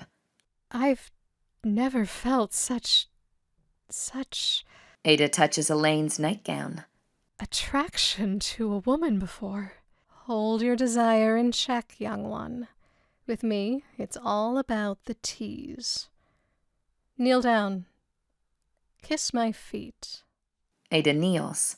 I love you. I'm all yours. Elaine kicks Ada in the face. Ada holds her feet and covers it with kisses. Oh, that's better. I am an edge player. The flame shadows play on Elaine's tender face, twisted with carnal desire. Let's play with fire. Elaine's hand grasps the lit candle. A drop of wax falls on Ada's shoulder. Ada moans. Interior, open-air cafe. Morning. Elaine, George and Ada have breakfast. THOMMASO comes in. Ada, I missed you last night. Elaine, this is the artist, Mr. THOMMASO Brightlight. Elaine smiles, but THOMMASO doesn't look her way. Hello. THOMMASO, please join us. Thank you. Ada, I can't work without you. I need to finish my painting. I'm lost without you. THOMMASO sits down next to Ada. Another picture? So boring. Before, you watched my every brushstroke. The three Graces are perfect models. Come, see it. It's a beautiful morning, dear friends. Please, excuse us. George and Elaine leave the table. THOMMASO finally looks at Elaine. My God, that woman is a perfect match for my three Graces. I know I've seen her before. Where? She's a movie star. Don't bother her. Ada stands up to go. THOMMASO takes her hand. Are you jealous? Please don't be. The desire to paint beauty is very different from love. Where have you been? With you. But you fell asleep and your snoring irritated me, so I went out. In my dream, Michelangelo prophesied that today I'd find what I've always sought. Ideal beauty. Oh, forget it. I can't stay still long enough to pose for you. George returns. THOMMASO, Elaine has invited you to her suite for tea. Well, I'm afraid I have work to do. I'd love to come. Sorry, Miss Ada. Miss Elaine has invited THOMMASO only. But if you wish, I could be your escort while they meet. If Miss Ada is not invited, I can't accept your invitation. Michelangelo appears only to THOMMASO. Do not exert yourself. You'll soon see the perfect form of beauty. Heaven and nature created the paragon of all. For me, Ada is the paragon of beauty. Love takes you captive, but beauty binds your soul. Pity and mercy with their gentle eyes waken your heart a hope that is not loyal. You mean my Ada is in love with someone else? Interior, upper deck, day. The three queers play ping pong. THOMMASO watches them. Elaine and George stroll by. THOMMASO bows his head in greeting. Elaine stops and coos. What does an artist see in a woman that an ordinary man does not? You were a star, cold, proud, frozen in your splendor, beyond reach. Michelangelo arrives, invisible to Elaine. Well, may these eyes of mine behold, both near and far, the rays of her beauty. But lady feet must halt where sight may roam. We see, but cannot climb to clasp a star. And this is your vision? You are so different, so alienated, so far from me. Oh no, I'm here, rest assured. THOMMASO bows to leave. It is with fire that the blacksmith's iron subdues fair form into an image thought. Nor without fire hath an any artist wrought gold to its utmost purity. The fire whereof I speak is my great joy. Such power it hath to rejuvenate and raise me, who was almost numbered with the dead. And since by nature fire doth find its sphere soaring aloft, and I am all ablaze, heavenward with it my flight must needs be sped. You make men your prisoners. Never be ashamed to be a slave to love, my boy. Your cruelty betrays your beauty. THOMMASO hurries away. He opens a door into a hall and nearly knocks over Knit, who boards the deck. George, bring him back. Yes, dear. George follows THOMMASO. Ms. DeLance, I heard you were longing for... Knit whispers something to Elaine. Elaine leaves, furious. Knit smiles. I still have the whole day to tame that frisky feline. Knit sees Mark. Enjoying yourself, my friend? Bruno told. You got it? Ah, yes. I sold it. Here's the check. Knit gives Mark the check. Awesome. I'll make up some cover and spread it around. We'll split the insurance, too. Interior, cafe, day. Ingrid, Wicca, and Rhea gossip. Super. 9 hours remaining. The husky man tied up the auctioneer and ran away with the sculpture. I heard he shot at him and missed. he with a sword, cut off. THOMMASO and George enter the cafe. The base? But it's made of stone. Security is searching everywhere. Ingrid runs to THOMMASO. Oh, Mr. Brightlight, we hope that the thief will be apprehended. Pardon me? Your sculpture. It disappeared? Excuse me? Wicca and Rhea join Ingrid and surround THOMMASO and George. Interior, Elaine's deluxe suite. Day. George nervously pours a drink. They'll be here soon. They're searching all the decks. What for? The stolen sculpture. The last vision was stolen when I bought it. George, you have to do something. My reputation. I knew that man was no good. Give it back. We can't. Knock at the door. Already? Ada enters. Elaine, it's tea time. George, try to keep them from entering my suite. George leaves. Ada hugs Elaine. I've missed you. It's not a good time right now. I'll wait for you in the bedroom. Ada goes into the bedroom. Elaine follows her. Knock at the door. Nit enters. She must be in the bedroom. Nit helps himself to a drink, opens the desk drawer. The little silver gun. Elaine's knife. Elaine's picture. He takes the picture and the gun and the knife, puts them in his pocket. Elaine looks out from the bedroom. Nit grabs her. He puts his hand over her mouth. The police are here. Knock at the door. Stop it. I'll make you happy. Tell them to go away. Let me feel your skin. Another knock at the door. Mr. Lance, ship security. Say yes to me. Yes, devil. Nit pushes Elaine into the bedroom. Come in. Door opens. Police officers enter. I checked the bedroom. Can you help me search this room? Police officers search the room and leave. Nit enters the bedroom. Interior, bedroom, day. The canopy bed's curtain moves. A woman's hand, an ancient signet ring on her finger, invites him in. The curtain closes. The balcony door slightly opens. Elaine slips out. Interior, Nit's suite, day. Close on Elaine's face smiling, then frozen. Pull back to reveal THOMMASO studying Elaine's photo. Look in her eyes and get inside her mind. She's beautiful. I want to paint her. You're studying hypnotism. Let's start again. Put your finger on her earlobe and press down hard. Nit, I did that. I still don't feel it working. Obey. THOMMASO's finger covers Elaine's earlobe on the photo. Look now in her eyes. Ada's face appears in front of Elaine's. I see my Ada instead. She's so lovely. Lovely, huh? Close on Nit's hand, covered with curly gray hair.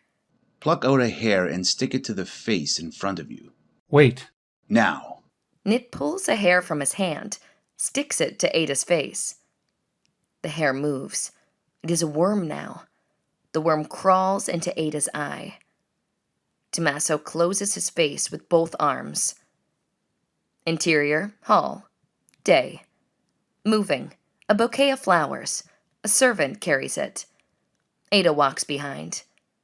The servant knocks on Elaine's suite door, takes the flowers inside, and exits, leaving the door slightly ajar. Ada wants to enter, but doesn't. My dear Elaine, with all my love. Ada. Throw it out. The door opens wider. The flowers are thrown out, and the door shuts. The vase stands on Ada's dress, douses her skirt. Ada just stands there. The maid passes by, stops, cleans the mess.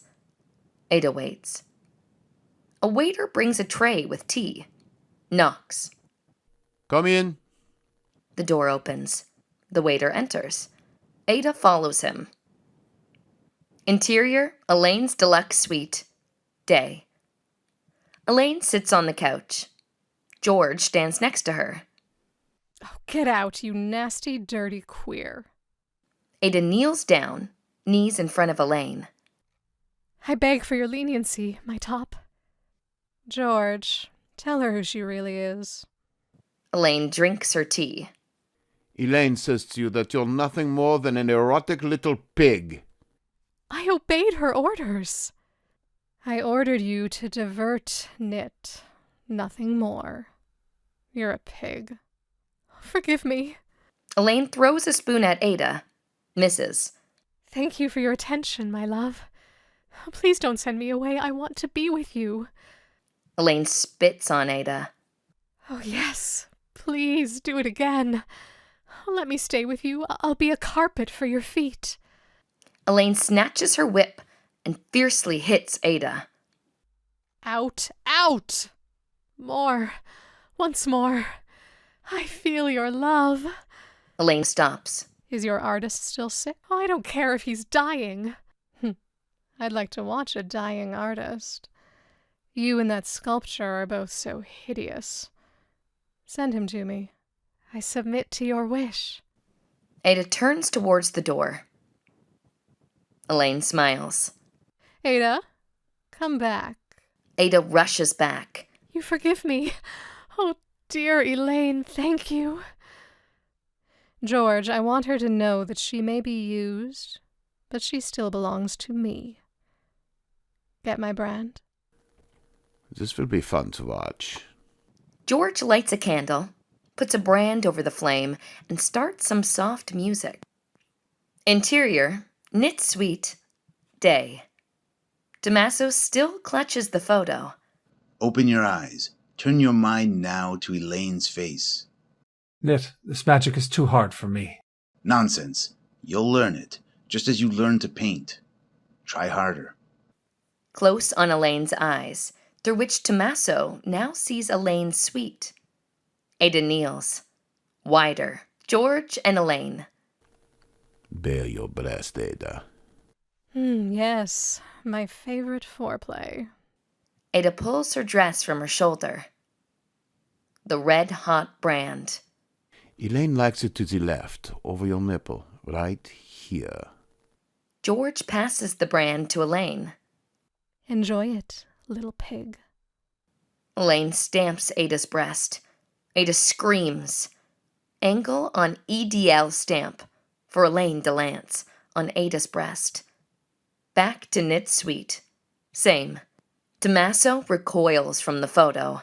You got it. I told you. You have the talent to be a hypnotist. Try again. I can't. The beauty and the savagery together, they're like two sisters in one womb. They're both a part of her, and they both attract me. Knit looks through Elaine's eyes on picture. Back to Elaine's suite. Same. She smells like a roasted little piglet. Give her the sculpture. Get rid of them both. My darling, you promised it to me. Let her keep it just for the duration of the trip. You know why. Elaine moves to the balcony. George pulls out the sculpture from the closet. The signature on the sculpture swells. Ada hugs the sculpture. Back to Knit's suite. Same. Knit snaps his fingers. Back to Elaine's suite. Same. The signature bursts, and maggots spew out of it. The maggots swarm Ada's body and burrow into the brand in her skin. You heard her. The sculpture is mine. Goodbye, Ada. But Elaine allowed me to stay. Not now. It's my turn. George pushes Ada out. She leaves the room with the sculpture.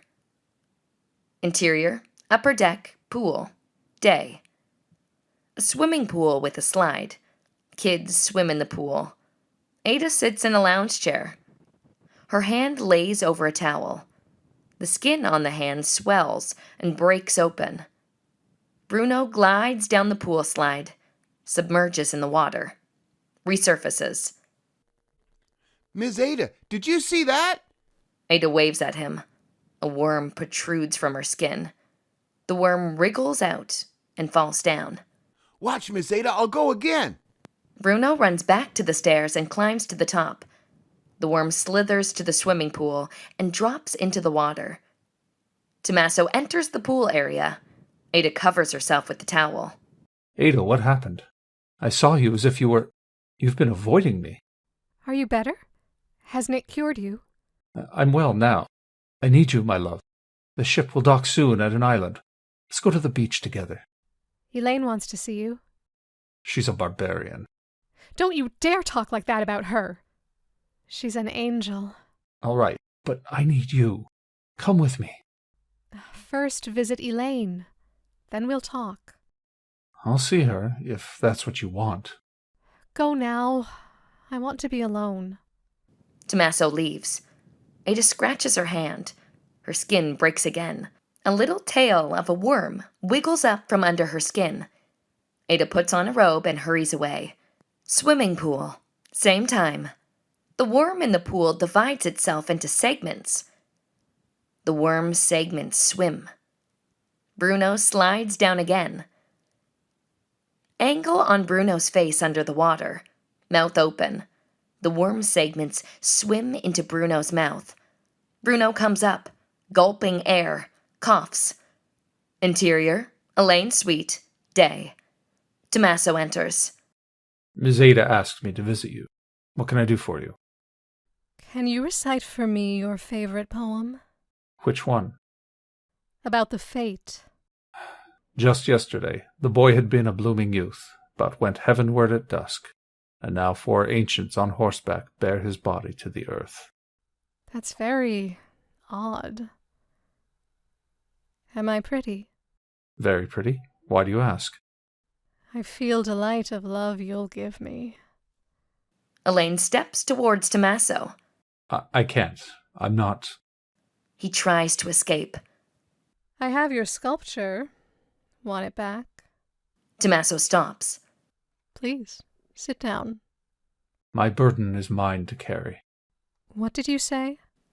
THOMMASO's eyes alight on the Skin 2 LGBT magazine. My fate is sealed. Isn't that true for all of us? THOMMASO's POV. The photo on the magazine cover changes and turns into... Elaine's image blazes from the page, pulling THOMMASO into its grip. And THOMMASO's POV. THOMMASO steps towards Elaine. Was I blind before? Did I not see your beauty? Elaine takes THOMMASO's hand.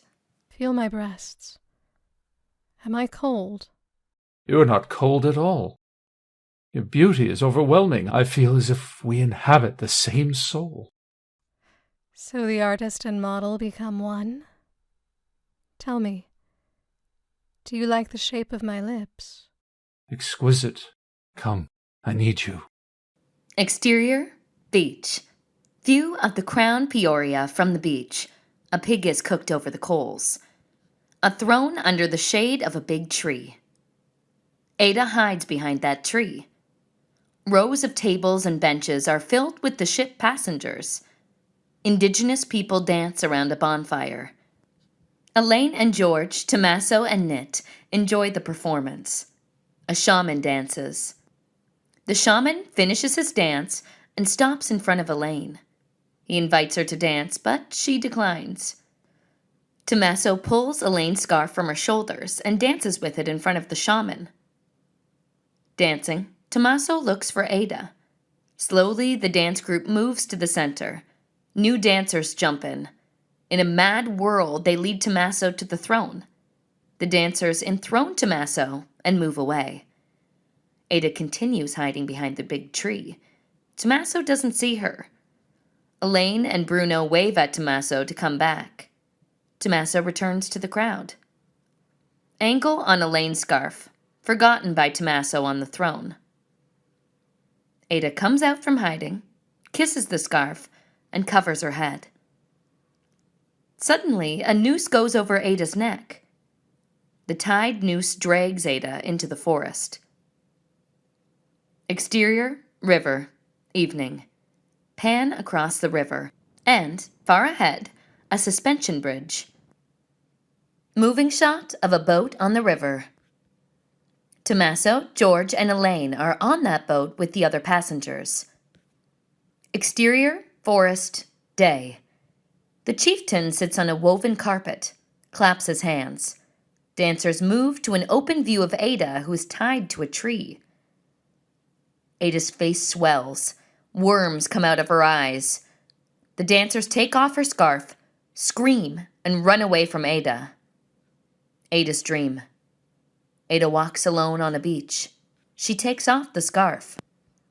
Worms come out of her skin and fall to the sand. The waves of the ocean grow bigger and bigger. Ada enters the water. Angle on the sea bottom. Small fish dart here and there.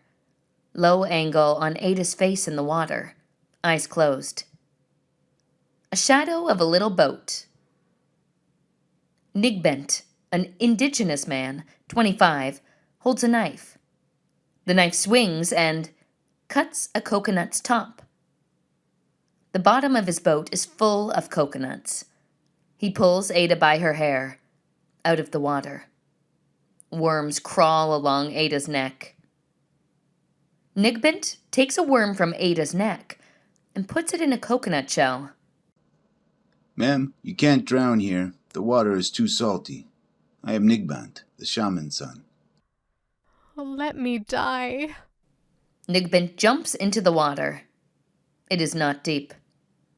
He takes Ada in his arms and puts her in his boat. He pulls the boat to the beach. Ada lays on the bottom of the boat with the coconuts. Nigbent rubs aloe leaves onto Ada's feet. Ma'am, you have worms under your skin.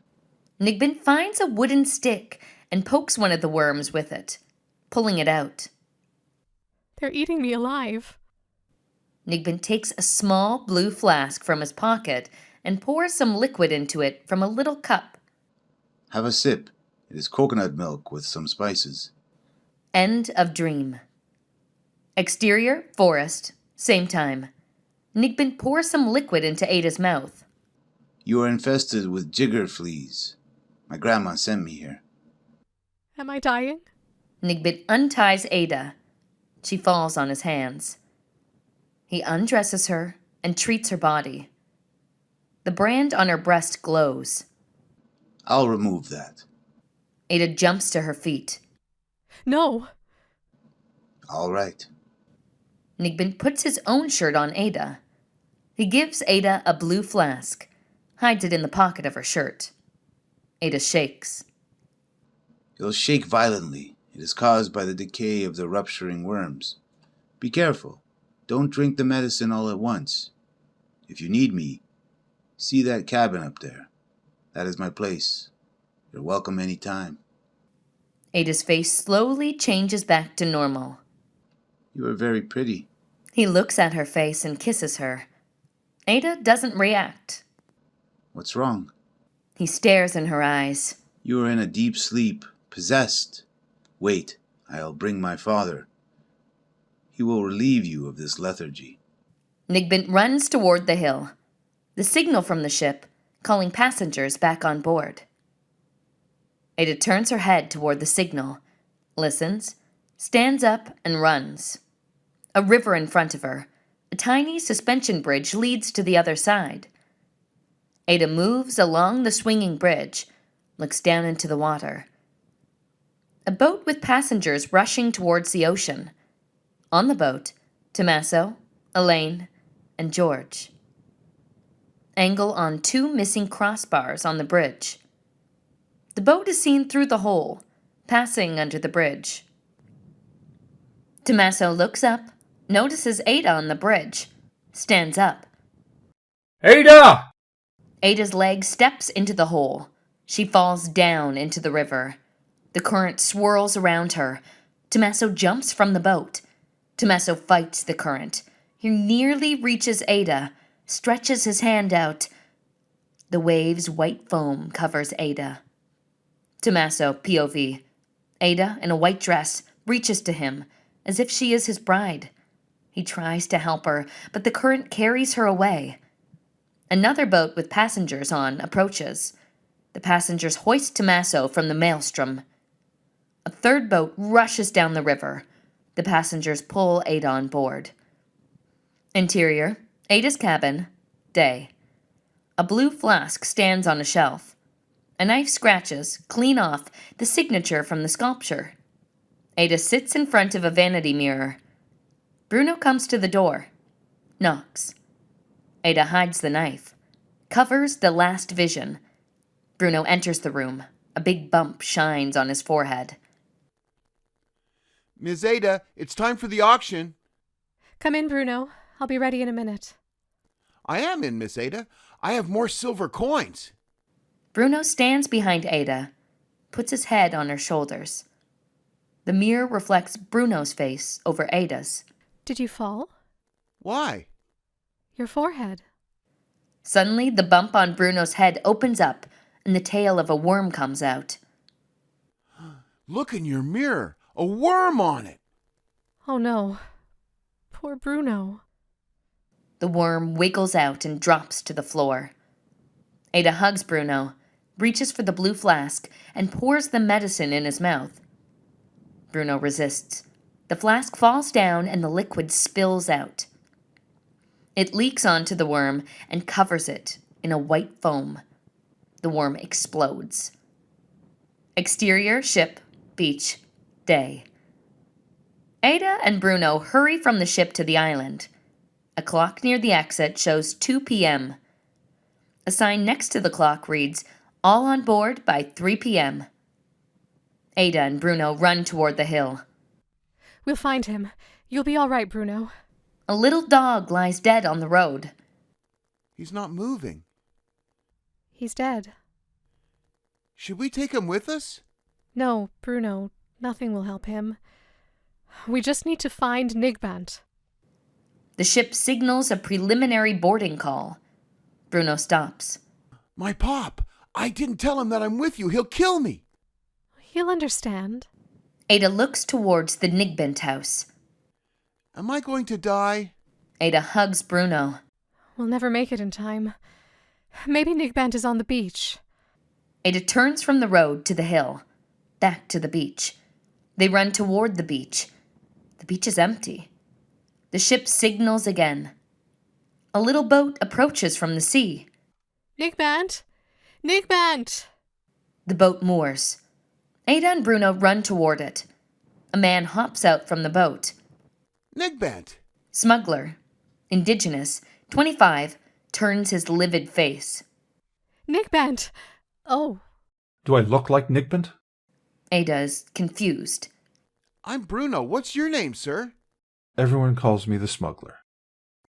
Sorry. Damn tourists think we all look alike. Have you seen Nigbant? We need help. Medicine. The smuggler unties a rope from his waist, slowly makes a noose. What's that for? For her. He throws the rope over Ada's head and pulls it. Stop it! A woman comes out from the bushes nearby. Let her go, or I'll tell the elders that you are doing this again. I'll cut off your tongue. The smuggler spits, loosens the grip, holds the rope, and puts it away. He slowly goes back to his boat. Nigbant told me about you. He knew that you'd come back. He left this for you. The woman gives Ada a blue flask and a flower. Oh, how nice of him. Bruno, careful. Bruno opens his mouth. Ada pours half of the liquid into it. Suddenly, Bruno's body shakes and worms fall out of his skin. The ship makes 3 final signals. Ada and Bruno run toward the ship. Interior, exterior, THOMMASO suite. Balcony, day. THOMMASO touches up the finished painting. 3 Graces and Elaine at the center. Elaine poses. George sits next to the open balcony doors. The ship is moving. Only God could make a woman so perfect. You are in love with me. No, my love is my art.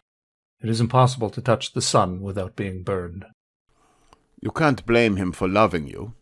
Doesn't Ada love you anymore? Her mind has been poisoned. Do you want to know her secret?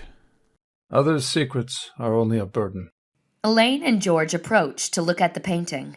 That's me? I painted my vision of beauty, pure, untouchable, beguiling. But love warms not just the heart, it floods your very soul. Your pride and passion hinder the rays of bright love. Let cheering light fall on your soul and free you from your doubt. Your heart must feel only for the one you truly love. THOMMASO goes to the balcony. Singing comes through the open door. A veil of ice has come between my mind and my heart. It deadens the fires that I might employ deceit, and dulls the brightness of the sun. My words and actions are discordant still. To you I praise all that is love, but my soul laments. Your love does not reach me. I cannot rise. Dear Lord, rend this menacing veil of ice, and open the door to grace. Elaine comes out to the balcony. Send down the promised light to cheer and flood my soul, and suppress this pride and passion, that my love may blaze, and free from doubt, my heart feel only you. Elaine and THOMMASO kiss. Angle on the door to the suite, opening slightly. Knit is listening. He comes in. Oh, my friend. George. Elaine and THOMMASO step back from the balcony. It's only art, Knit. Goodbye, my friends. See you at the farewell party. Elaine and George leave. Another woman. Elaine is a beautiful model. That's all. Knit contemplates the painting. You did not sign your work. I decided not to. Well, good for you. Today you will perform with me. I want to teach you a simple trick. On stage? I'm not a performer. Today you will be. Are you jealous, Knit? Jealous? No, not me. For today's performance, you will lie in a coffin and a guillotine will cut it in half. There's a little trick to it. I used it with my first apprentice, the blonde one. I heard about Ruff. You said he was black. Bernard was his name. Such a sweet man, with light blue puppy eyes. He would have done anything for me. Then, suddenly, he changed. You probably got mad at him for no reason. Cornflower blue eyes. They were nearly like those on your portrait. Violets. Knit points at THOMMASO's self-portrait. Still, yours are much darker. Close on THOMMASO's eyes on the portrait.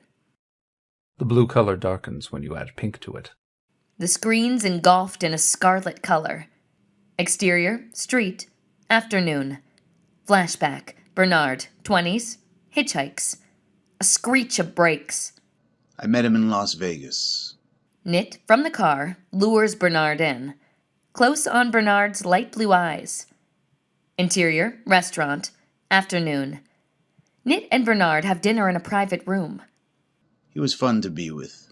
I took him in and made him my assistant. Interior, theater stage, evening performance. At that time, I had a lion show.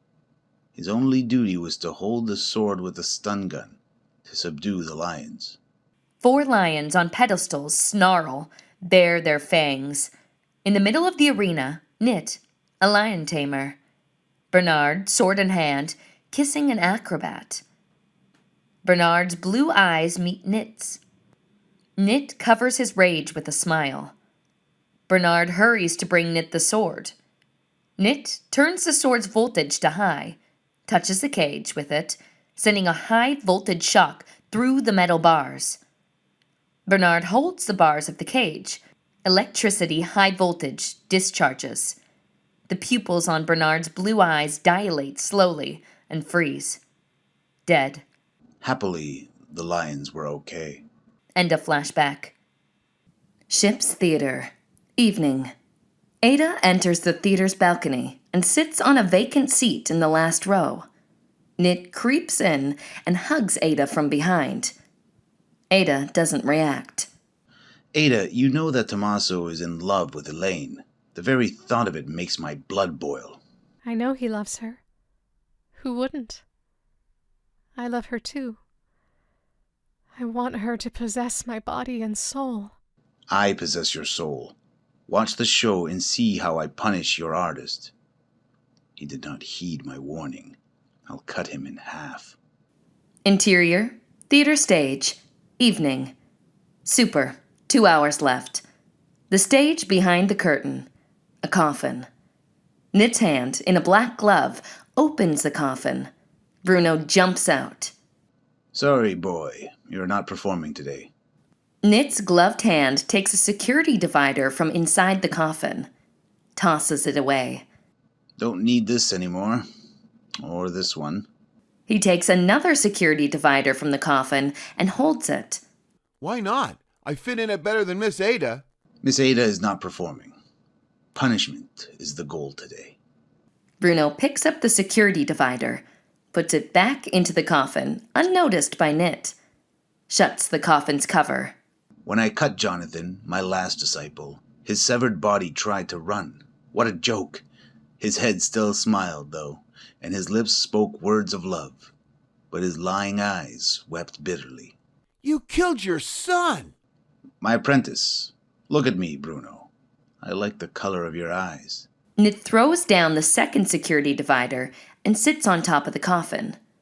The coffin goes under the stage. Bruno picks up the thrown security divider and hides it. Mark and THOMMASO come on stage. Pop, I don't want to perform today. Ned wants to kill his apprentice. Who's that? Bruno, if you are not performing, leave the stage now. Workers set up on THOMMASO's new painting. George enters the stage. The curtain rises. Elaine sits in Captain's Lounge, claps along with spectators. The crowd greets THOMMASO, George, and Mark. My dear friends, this is the latest work of the contemporary artist THOMMASO Brightlight, dedicated to Ms. Elaine de Lance. Mr. George Fawn Winers will now perform for us one of Michelangelo's sonnets. The spectators applaud. What force compels me towards you? An invisible chain binds my arms and feet. I stand without protection from the arrows in your eyes. I and all who love you are crushed beneath your feet. George leaves the stage. The auction will be held tomorrow. Champagne will be served. The workers cover the painting and carry it away. The coffin arises from below the stage, with Knit sitting astride. The coffin lands on a pedestal. Knit jumps off, joins THOMMASO on stage. Perfection. That is my job. Tricks! Show us your famous tricks! Knit bows. A guillotine on the corner of the stage squeaks. Mr. Brightlight agreed to help me in tonight's performance. He is my new assistant. Now, have a look down here. Close on hyenas, running hungry in a cage downstage. The coffin opens up.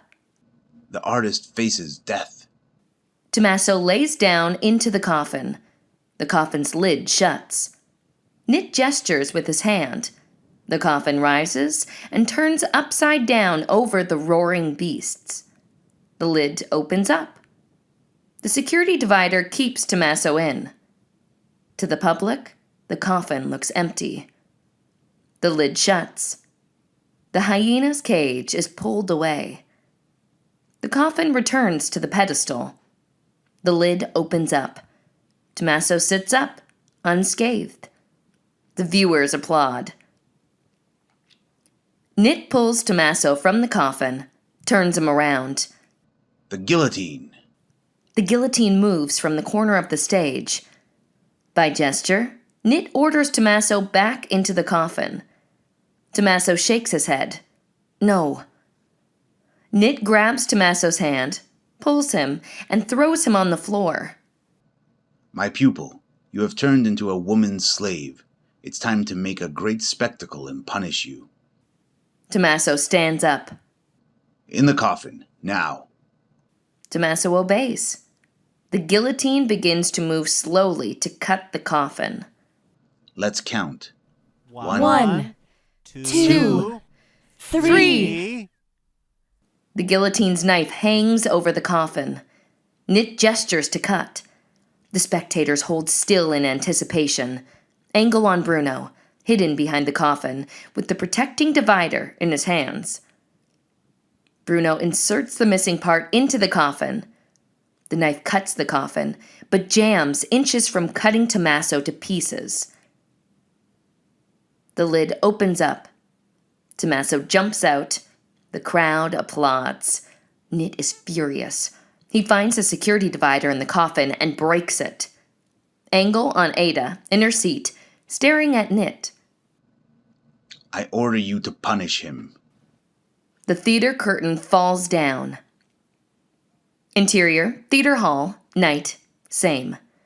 The theater is empty. Ada sits alone on the balcony. Nit comes to her. You heard my order. Elaine had rejected me. THOMMASO is with her. What can I do? Punish him. Cut off his head. Let's have a little fun. You'll wake up from my hypnosis the moment you look into THOMMASO's eyes, on his severed head, watching his dying soul. What did you say? I must cut off THOMMASO's head. No. Never. Nit grabs Ada's arm and whispers in her ear. I am your master. Do it, or I'll order you to kill Elaine. Not Elaine. Please. You make the choice. Who will be killed? THOMMASO or Elaine? Don't punish me. Let me go. Ada tries to run away, but Nit holds her tightly. Listen and obey. THOMMASO threatened Elaine. That's why you must save her. Go, find him. Here's a knife. Do it to protect Elaine. Nit takes out Elaine's knife and puts it into Ada's hand. Ada's fingers curl around the knife. I'll save her. Ada runs out. Interior, upper deck, evening. Ada sneaks onto the open deck, dragging the sculpture behind her. A knife glints in her hand. THOMMASO and Elaine stand next to a railing. Elaine's hand caresses THOMMASO's hair. Nit follows Ada. Oh, Elaine. Is he bothering you again? I have a weapon. See your sculpture? Enjoy it the last time. Now leave Elaine alone. Let her go. Ada raises the knife over the sculpture. Ada, come to your senses. He doesn't deserve you. You're mine. Top, come back. I beg you, please. Oh, little piglet. What do you want? You are my slave, that's all. A new desire clouded my better judgment. I take him in retinue of new slaves. Kiss me now. THOMMASO kisses Elaine's hands and suddenly falls to her feet in agony of desire, hugging her legs, feet. I can't resist. I'm defeated. Back away, or I'll slice your throat. You stole my Elaine from me. Now watch how I'll tear up your ugly eye. Oh, poor Ada. You're unhinged. You killed my human soul. Ada raises the knife over the sculpture. Mark ambles from the stairs. Bruno, holding a plate of cupcakes, enters behind Mark and approaches Elaine, offering her a cupcake. Calm down, Ada. Lower your voice. The sculpture belongs to me. No, it's mine. I worked hard to save it. I'll make a little hole right here in the eye. You're fired. Where is George? Mark runs out. Elaine pushes THOMMASO off of her feet, turns to Bruno. THOMMASO crawls after her on his knees. My goddess, you are my divine beauty. Oh, I'm bored with all of you. THOMMASO slowly stands up, upset. Elaine turns to Bruno. Bruno hands her the plate, both his hands all white, sprinkled with powdered sugar. Elaine's seductive lust fixes at Bruno. She pulls his hand from the plate and licks the sugar from the palm. Yummy. Let's go to my suite and play together. For money? George runs in, A gun in his shaking hand rises up, aimed at Elaine. Shoots. The bullet blows off cupcakes from the plate in Bruno's hand. The plate falls down. George drops the gun, runs back from the deck. Sounds a falling body. Gunshot. Elaine hugs Bruno. Both leave the deck. Now or never. Nit, unnoticed by THOMMASO, creeps behind him and shoots THOMMASO in the head. THOMMASO staggers slowly towards railing, falls on Ada. The knife in Ada's hand slashes THOMMASO's throat. THOMMASO recoils, steps back, aside, grabs the railing. The railings shake, but hold tight THOMMASO's body, which is hanging over it. Ada leans over THOMMASO, balancing on the railing, stabs him in the back. Don't damage his body. It's mine. Ada steps away from THOMMASO, throws the knife overboard. The sculpture pulls her down. She balances on the railing. Nit pulls out a butcher's knife, takes THOMMASO by the hair, cuts off his head, lays the head on the plate. Farewell, Nit. Say it to Ada. Nit rises the plate for Ada to see. THOMMASO's head rolls towards Ada at Ada's eye level. Their eyes meet. Ada stares at THOMMASO's head, aghast. As soon as you see THOMMASO's dying soul, the hypnosis ends. Ada wakes up from the deep inner sleep. What happened? Who did this to you? You did. Impossible. Farewell, Ada. Nit pulls the plate down. Now, wakened from hypnosis, Ada can't balance on the railings anymore. She grabs onto Nit. Nit pushes Ada overboard. Ada's hand catches Nit's sleeve. Close on, the familiar ring on her finger.